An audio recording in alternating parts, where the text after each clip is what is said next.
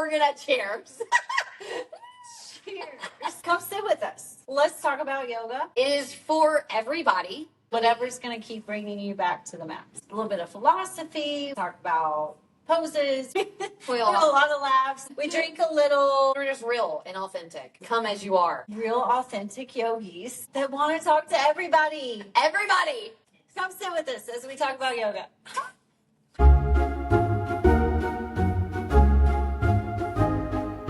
Amen. Yeah. So 14? Are we at 14? I'm pretty sure. I hope last one was 13 because that's what I'll label it as. We're at episode whatever. 14. Yes. And we have Glen. Hello. We'll let him introduce himself. We have Glen. We have Glen. Yeah. Introduce yourself if you would like, if you don't mind. Yeah. My name is Glen Rodriguez. I've been practicing yoga for about 15 years now, and I've been a certified teacher for, I sent you the picture the other 12 years maybe? Yeah, something like that. Heck yeah. And landed here at the space. I love this studio. I love coming here on a regular basis and continuing my practice and continuing to grow as a teacher and as a student and as a person. Heck yeah. I'm happy to have you. Thank you. So very happy. Yes. I love it here. So what did you train in first? Because I know you've evolved a lot over the years. What did you start? So the studio was called Yoga Shakti. And so it is, Shakti is like the feminine energy. It's just force energy. So it was like there's a lot of tradition involved as far as mantras and stuff. Our guru came from India. So he brought a lot of the stuff from India over to us. And then it was on the beach. So we did a lot of trainings, like 2 blocks from the beach. It was pretty blissful. It's hard to have bad times. Yeah, it was really hard. Well, that's where I ended up, but I had already been doing like a year worth of Kundalini yoga. I was doing hot yoga at Core Power, and I was just about yoga for probably 2 to 3 years before I actually went into training, where I was following. First, it started with 24-hour fitness, and I was going all around Southern California and taking classes in the 24-hour fitness. And then I found one yoga teacher that like really changed my mind about yoga, really brought in light. Yeah, I thought she was crazy at first, but then now I'm the crazy one, so, you know. And then at the 24-hour fitness, waiting in line, one of the regular practitioners there started telling me about a yoga studio and how I can buy it off of Groupon. So I bought It's pretty legit. a 1 month unlimited Groupon for a local studio, and it really changed my life because the studio practice versus the gym practice were completely different. And so for a while, I was just getting Groupons to another studio and Groupons and Groupons and Groupons. And I went to Yoga Shakti as a student.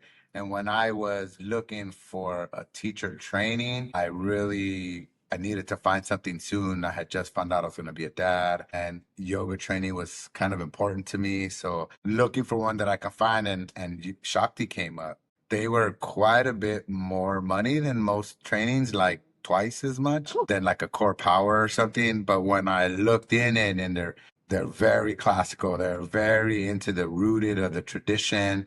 And so I thought like, okay, chefs learn how to make fusion food and all this stuff, but like the main cooking is like French cuisine, starting from the corner root. So I thought it was a good place for me to be. And as soon as I started teacher training, I immediately fell in love. The students that were in the training with me were amazing. My teacher was awesome. And adding in the mantras and some of this other meditation practices, it really just dove me right into my practice. Right.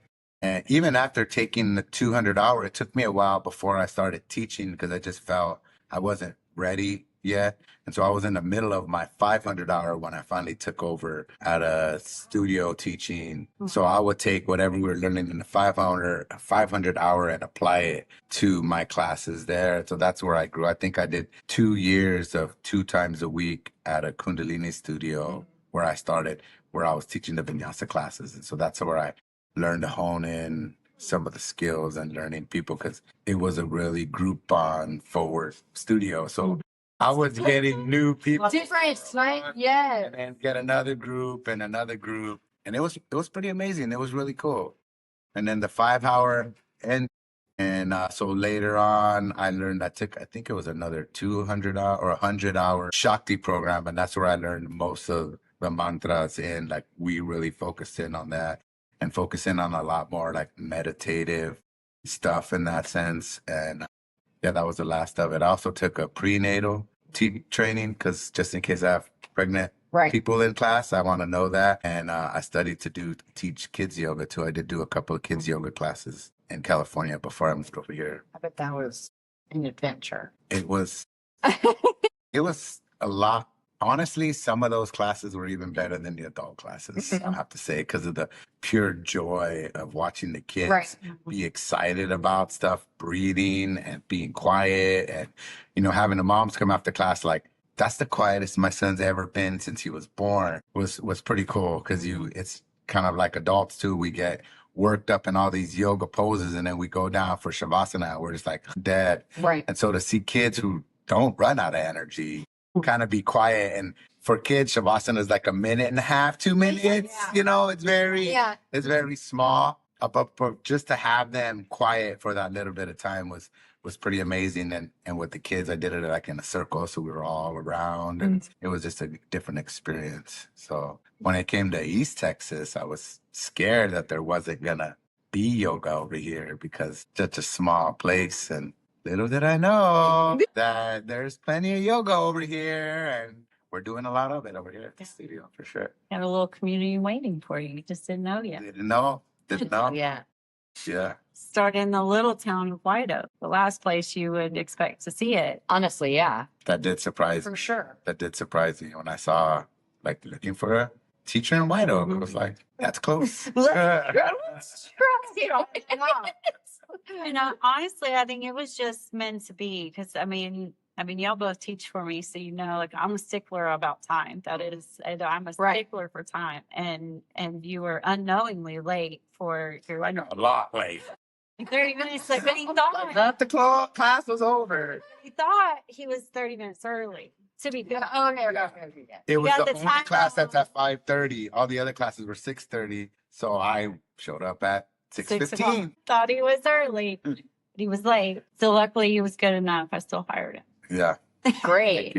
Yeah. I'm glad you did too, I because stuck around in the parking lot. I think that was the key. I didn't leave. Yeah. I stayed in the parking lot and I sent a message. I was like, man, I guess I got the Right. times wrong. right.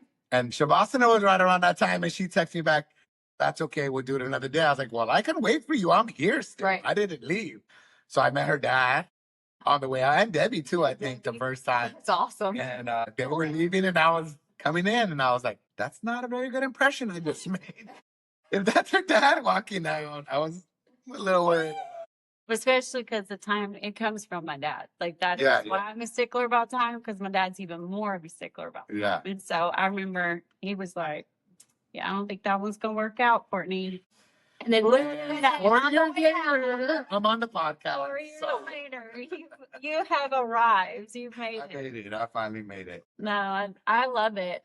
I think I have really enjoyed watching you evolve over the years. And I won't even say, I mean, I love the word growth, but it's not even that you needed to be different. I've just really enjoyed watching you chase after the things that light you up about teaching, and it shows. Like I think I get a lot of feedback from students who've been taking your class for a long time. They've loved your class for a long time. But the difference that they always talk about now is that you light up when you teach now. And can I feel think it. that's accurate. I feel it too. I feel more alive, and I feel honored to be able to like teach what I know to other students, and to see the faces when they come up and everybody just opens their eyes to look at you after class. That feeling is pretty cool. I have to be honest. And I don't know that I had that feeling prior. Like everybody, like you said, people enjoyed it and they got a good practice, but it wasn't like an experience where now I feel like I'm delivering a little bit more of an experience to the students. And I think that they feel it, and I can feel it in the way that they look at me when they come up. Like Right. that's when it is. It's like, and seeing the sweat marks on the mats, that's pretty cool too. I have come a long way. I appreciate it. And it's been being open and understanding that I don't know everything and that there's always more to learn. And so I keep seeking out more knowledge. And when I get more knowledge, I apply it to my life and my teaching, and I evolve from there. So it has been a evolve, not just in my teaching, but in my practice and in life in general. I feel like they all kind of go together. Yeah. Well, I almost feel like the more that I learn about yoga, I feel like the less I know. Like the more I dive in and learn more, I'm just like, the less I know. Like there's so much more than I even knew I could learn about it. And so I think that's why I talk so often about I stay in this work. And I think that's so important as a teacher, even as a student, to stay in the work of bettering everything across the board. Your practice, which is a direct correlation of what's happening in your life, working to make your life better, chasing after that yoga way of life.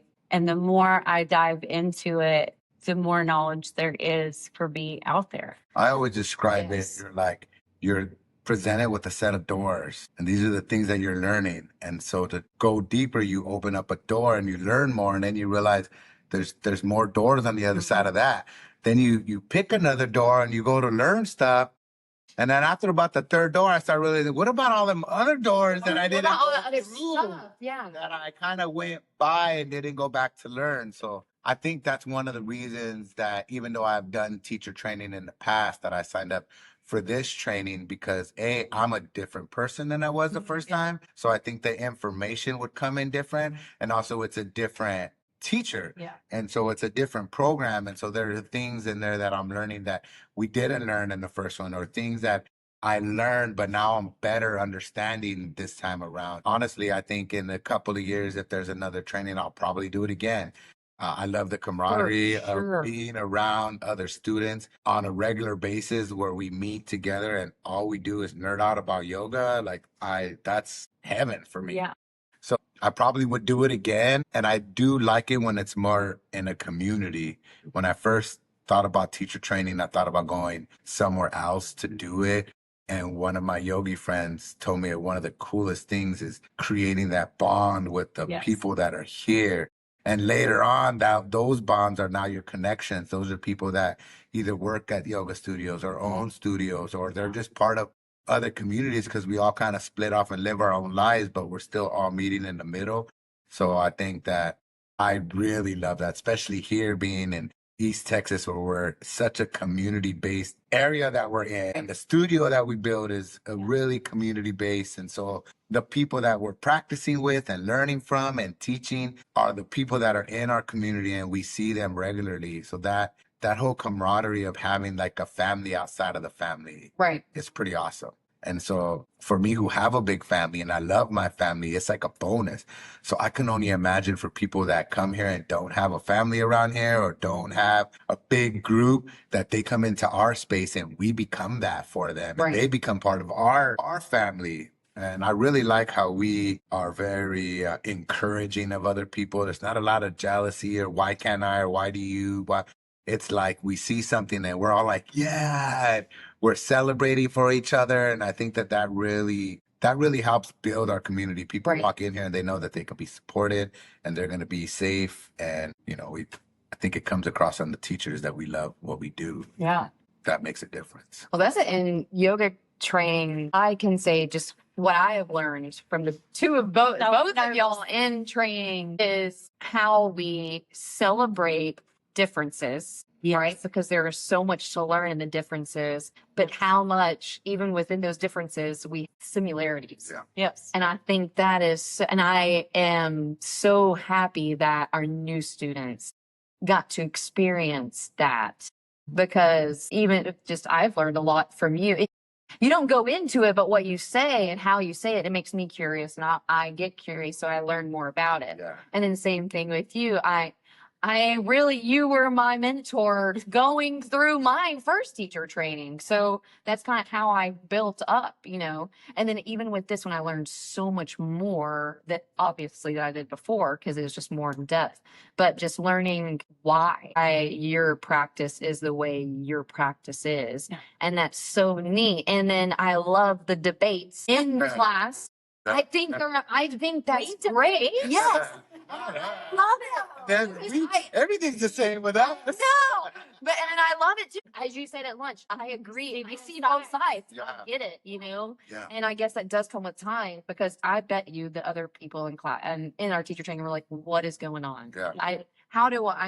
I'm just assuming because no one else spoke up. They're like, "Who do I?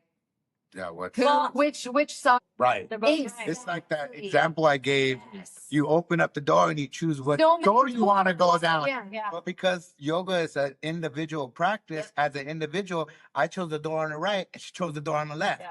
And I think it has to do more than that too. Our bodies are so different. Like the Yes. poses that I don't like, you love. I love. And the poses that you love, I'm not so fond of. Right. But because it's not because the pose itself, it's because how our bodies feel Right. in those poses. Yeah. So the poses that your body is like, thank you so much. My body's like, get out. It's been 5 minutes. Move on. And so I think it's experience. Right. Yoga is an experiential science. And so each person has a different experience.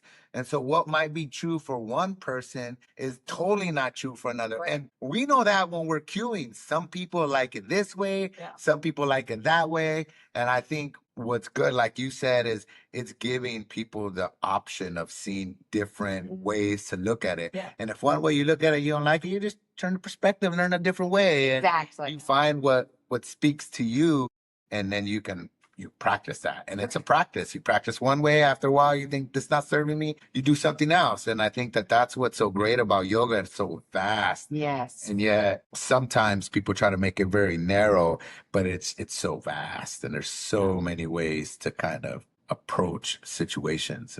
Yeah. And it is good. I grow from every time we have conversations. Right. But I always grow from that, whether it's more so in my belief or it's opening up my belief or just realizing that Expanding. there's two sides to every Yes. coin. One has a head, one has a tail. It's the same coin, Right. but they're two different sides. And And they're both valid. they're both valid. So learning that and incorporating that into my life, my teaching, my practice, it just expands it without really having to put in a whole bunch of effort. You're just Right. like, your mind knows something, and once you know it, you can't unknow it, Mhm. and then I think that's what's great about it. And like most things that we've debated on, you go back to the original source, it's like what you said is right, but also you can use it that way. And so it's like, and there's never been one where I've looked up and one of us was right. It's always like this or that. And it's like, okay, it just depends on which door you opened up Right. and how you learned it. Yeah. So I think it's why, it's so important too in this training, which, let me pause there just to say, the fact that 2 already certified teachers signed up to take my training, what an honor, such an honor. So, when we get into these debates or whatever you want to call Conversation. they haven't even seen the ones that we have outside of it. Right. So, we've had many of some of those don't start till after the third margarita. Right. Imagine that. There was one I didn't even really remember talking about it. You guys were talking. We were only 7 in it. That's fine. We were deep. Very That's how- It's about music. Jeremy showed up around the 5th one. So Yeah. And then hung out. yeah. I remember 2 or so Yeah, more. But I do I try to. So we have other baby teachers Right. in the program, and I always try to give that same output. I'm going to say what I have to say, and he's going to say what he has to say. And then I always try to follow up with, I don't think either is wrong. Right. It's what do you resonate with? Exactly. And I think that part of the discussions we've had, that is the same sentence I will come back to many times over the years. But what do you resonate with? So if that is what you resonate with, you keep doing that. But if you want to evolve and you've outgrown that, let that be okay too. Right. And so there's not necessarily a right or wrong. Our classes are different, but also similar. Same. So that's Yeah. what's kind of cool about it. I I don't know the mantras. I would love to. There are certain things, certain knowledges that you have that I don't have in my wheelhouse. And I think that's awesome. And then, you can also choose to look at things like in a yoga class as a student, when you come in to take a class, things you don't necessarily love, but they're not wrong. They're just not what you love. I also can grow from those things. Right. And so I love all the teachers that teach for me. Do I necessarily think everything that all of them do is my favorite? No. I think y'all could say the same about me. There are things that isn't your favorite, but those are things like I learn from and I grow from, and that they challenge me, because if I see something that irritates me, I get real curious about why is that irritating me? Right. Because no one else in the class looks irritated but me. So what is it? I love that phrase, get curious with it, right? Why is that irritating me? Right. And I generally learn something about myself that I didn't know or I didn't want to know yet. And I learned something. So I think you grow from each other and having different experiences. So I think there's very little in yoga that is wrong.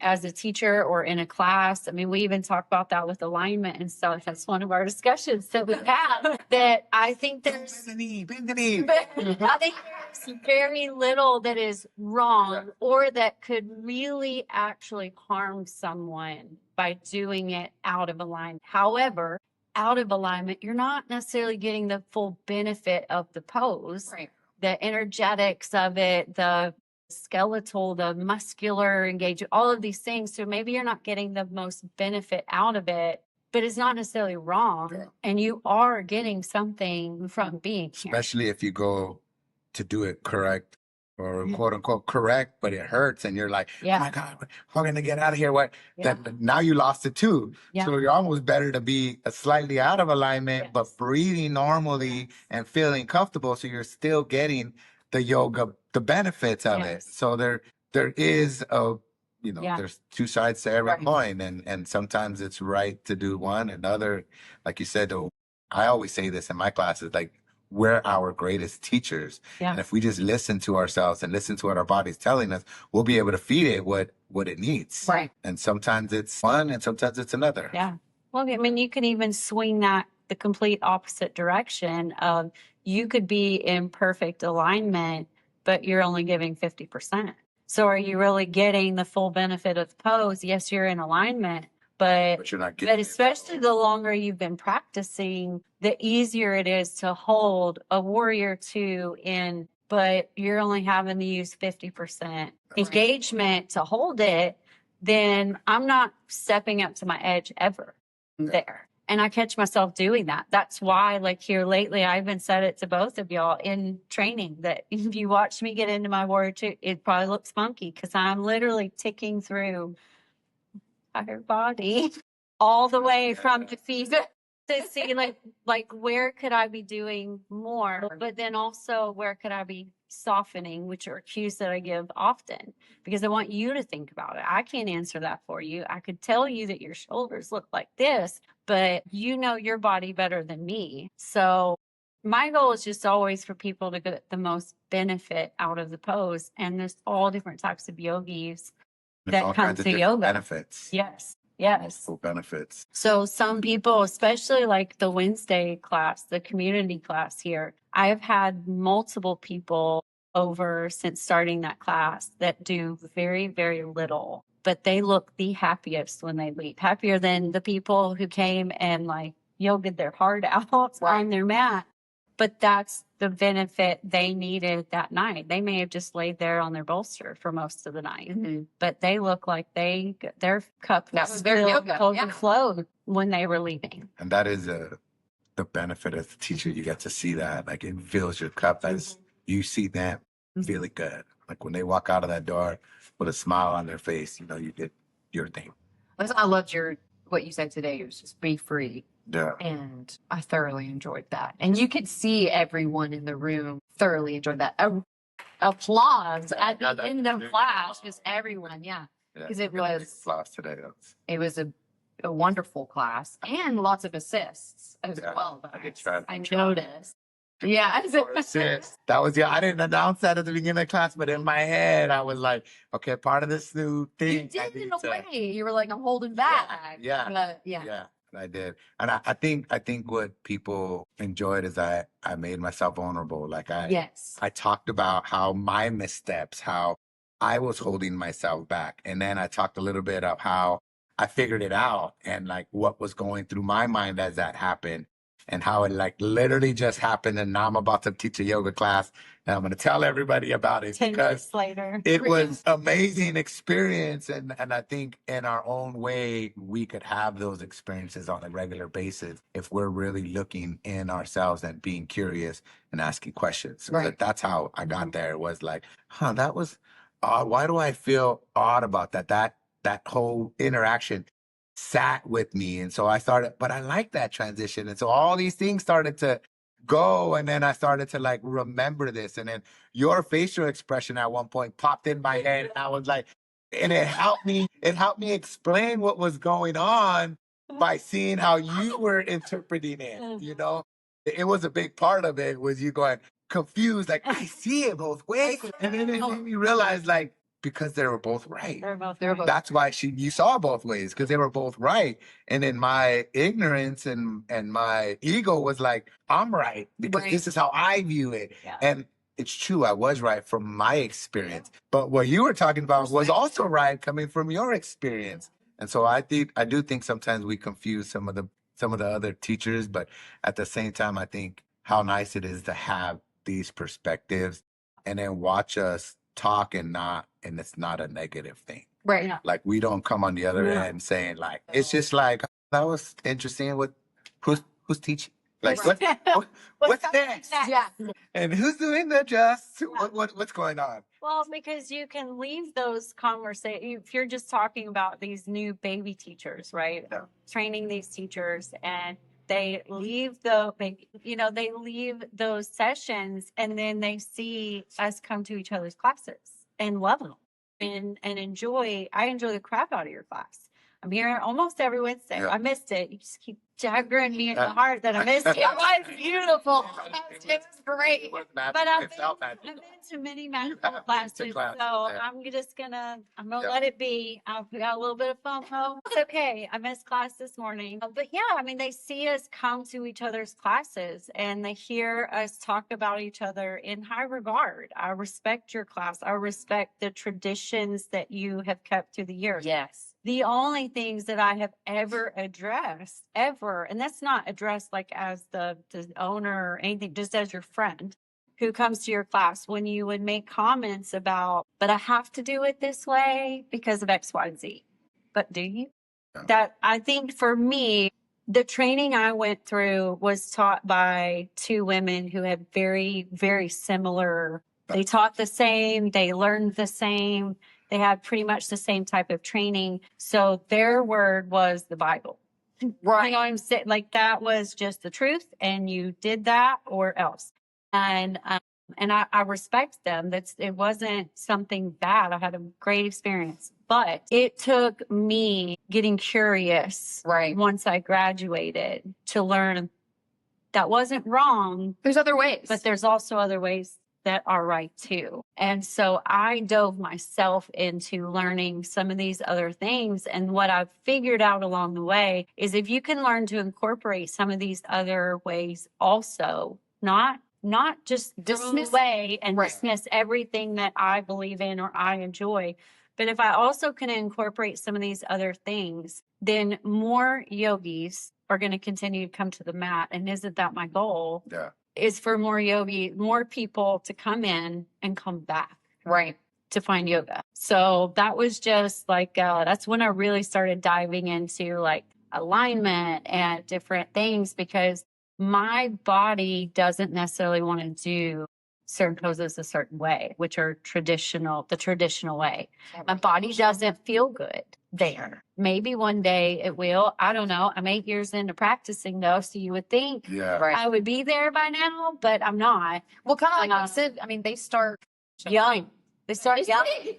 You know. Yeah. Very young. Yeah, so my warrior one would probably look like that had I started at 7 and a baby, you know. But I don't know if my warrior one is ever going to look like it does in an Astronomer book. I don't know that.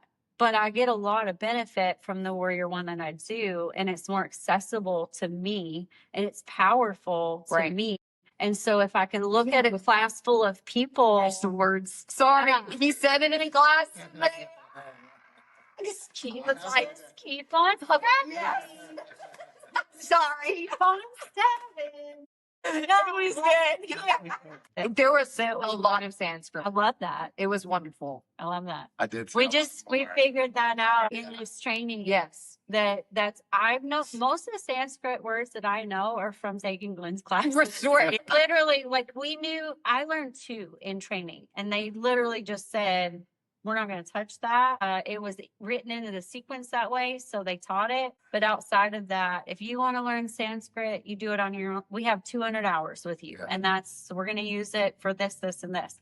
So the majority of Sanskrit words that I know are from taking Glen's classes, and I know what that pose is, and I know what he calls it. So I know I know where we're going. Yeah, you know. And so I thought it was interesting in that training because I decided to go over Sanskrit. And one of the poses, it was wrong. And I thought the text was wrong that way for so long. I actually Googled it. I was like, when I read it, I was like, maybe I'm saying I think it was an L. I was like, there was an L. this is the way it's supposed to be. I've been saying it wrong. I've been saying it this way. Well, that's what's so cool about having different teachers. Same, but different. Yeah. Different.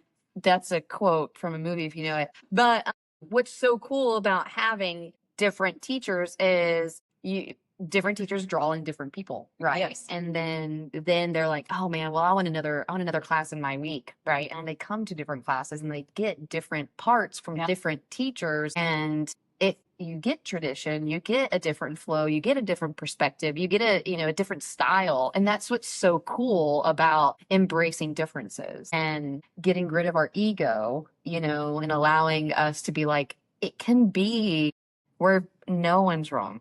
Yeah. We're not wrong. Yeah. We're right, and we're coming together here in this also, space. what's the purpose of what we're trying to do? Exactly. That's how I ended up bringing music with English words in it. Right. Because ultimately I want to get as many people into yoga, like you said, and coming back. Yeah. Right. And so if they come in and if it's a song that I played that makes them come back, then good. So be it. If it's a Sanskrit term that I use that made them come back, great. If it's whatever I can do to get them to come back is what's good. Right. Yeah. And so that's where, I've had to go like, what's the actual goal? And for me, the goal is to spread yoga wide and far. And so maybe traditional things, the traditional in India, we're in a whole different world over here. And so what's comfortable for people in India aren't going to be what's comfortable for us over here.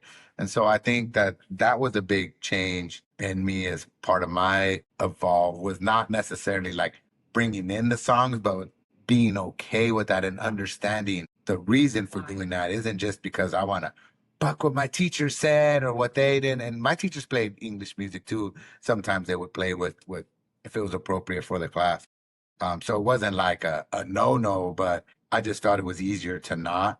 But now that I've done it, like I get way more compliments on the music, and like, oh, I love that song you played, and I love that song you played. And so I am realizing that those things, although they may not be what I was traditionally taught, is working in real time. Right. And so in real time, I'm trying to make adjustments as we go so that we can continue to grow the studio, which I think in our numbers proves that it's been working. The studio's been growing. And you're merging your worlds. Yeah. You're bringing them together. You're not letting go of what you initially, learned. No, because I do still love that. Yes. And I don't do it And it's all, beautiful. and I love it. Right. And now learning a way to incorporate it. And then I feel like everybody on today doing homes, and I did the 3 and I just I know, Michael. feel that like energy coming through, and Yeah, because it's comfortable. Yeah, It's now we're like, okay, we're doing it, and it's comfortable, and it's not this crazy thing that we're summoning. Yeah. I don't know. But I still offered, Yeah. you could do the Om, you can just hum, or you can just listen. Because I've been studying some Oms, and I've been studying stuff here lately, and just like it's not surprising to me, but even just hearing the Om works. Right. You don't necessarily have to chant it. So, and I was like, that just yoga works when you don't know it's working. Yeah, swear. So I was just like, okay, so even if you're just here for it, that vibration of that is still getting into your body and you're still feeling the benefits. I do think that if you own it, you'll actually feel it more because the vibration is there as well. But yeah, I think it's been introduced a little bit more since the teacher training. Because I never did it before the teacher training. It was odd because I wanted to, I didn't know how. But then when I looked at the JIP, it was there. It's almost like it gave me permission. Right. Like it's there, we're learning it. Might as well do it. And so that's been cool. Is like, even though I did hours of training already, going back to basics, I get to learn a lot of these little nuances that like I passed up or didn't know, or, with 200 hours, you can't remember everything. So at times coming back to some of that stuff has been real helpful. Even the Sanskrit, when you talked about, I don't do Sanskrit, I don't know Sanskrit. And Look at me evolving. All and she comes in with the Sanskrit, and I was like a little kid. root words. That Sanskrit. whole Yeah. day, I was like flying high because there was a lot of stuff I didn't know. There was a lot of new things. There was stuff that reiterated what I already knew. So those are pretty cool. I thought that whole section was, I'm so glad that you added that in. I did really, really like that. And I think the other students did too. I think, especially Ashley, when she was talking about like the poses, and oh my God, and learning like falling triangles, also falling star, and like Superstar. Was it Rockstar? Rockstar. Not Superstar the movie. Well, I think, and I'm glad too, because I do think that my influence on you brought that in. Yeah. Had I not have been part of the 100%. teaching, you would have just did like your teachers did, say, Yeah. Supta Baddha Konasana is in there. That's what it means. That's what we're doing. That's what we're doing. So it is. 100%. I mean, I say it often, like we grow together. Like Right. all of us grow together. So I think it's why it was like so neat. Like when I finally launched, I mean, because I don't know, 4 years, it took me 4 years. I would tell Glenn, I've been writing this book. It's on my goal list, and then I wouldn't bring it up for a while, and then Glenn would bring it up and be like, so how's the program going? I think it's time. So like 4 years of encouragement. We'll call it, we won't call it arm twisting or anything or shoving. We'll just, encouragement, 4 years of encouragement. And when I finally released, I was like, okay, hold yourself accountable. Right. So I posted coming soon, information coming soon, YTT. And it was like the next day I had asked Glenn after class, I was like, hey, if you would be interested in like staying, coming and helping out a couple of times to like, when they're doing like their pop up and teach, and He's like, see if it gives socially things like that. And Glenn was like, well, I mean, I would love to do that, but I'm actually thinking about taking it. And I about fell out. Yeah. I mean, I about fell out. And I remember I told my husband that night, I was like, he's been teaching longer than me though, and he's got knowledge I don't have, and and it just to really like put it into perspective. And we've had this conversation too. I have knowledge that you don't necessarily have, and you have knowledge that I don't necessarily have, and that's why we can grow together. So like to have like two teachers that are already teaching to take 8 weekends out of their life to want to learn from this little old Texas girl just blew me away, I thoroughly enjoyed it, and I enjoyed having both of y'all here. I enjoyed all of the conversations. It's not over yet. Yes. I have been enjoying it. Yeah. And have definitely learned a lot, and not even just, like this is the end. Like, no, this is literally like the beginning. It's like, it like opens up a whole new door, like a whole new multiple doors. There's so many other things that I can learn from this. And I mean, we've had other things kind of pop up at the same time, and new classes and new styles. And It's been And very new ones to come. too. and new more to come, and ones to come. just learning it's so much more than just your physical practice, and it's more than just one thing or the other. It is a whole thing.